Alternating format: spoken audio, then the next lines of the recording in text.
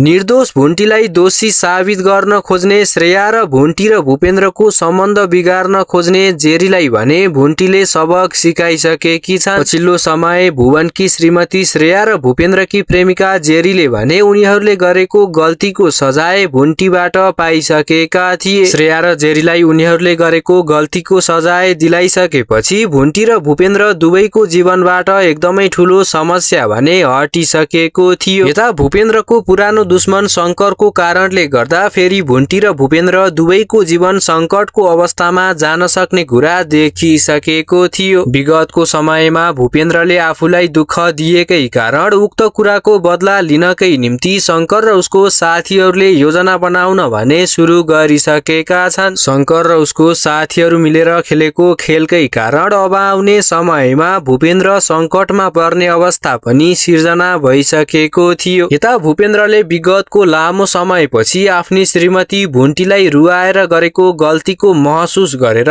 भुन्टीसँग माफी पनि मागिसकेका छन्। आफ्नै श्रीमती भुन्टीको कारणले गर्दा आफू बोल्न र हिडुल गर्न सक्ने अवस्थामा पुगेको कुरा थाहा पाइसकेपछि पछिल्लो समय भूपेन्द्र भने एकदमै धेरै भावुक पनि भइसकेका थिए। विगतको समयमा आफूले गरेको गल्तीको महसुस गरी आफ्नी श्रीमती भुन्टीसँग माफी मागिसकेपछि भुन्टी र भूपेन्द्रको मिलन हुने कुरा पक्का भइसकेको थियो। विगतको लामो समयपछि भुन्टी र भूपेन्द्रको सम्बन्धमा सुधार आएर उनीहरूको मिलन हुन लागिसकेपछि भुन्टी र भूपेन्द्र दुवैको जीवन सुखमय बन्न सक्ने कुरा पनि देखिसकेको थियो।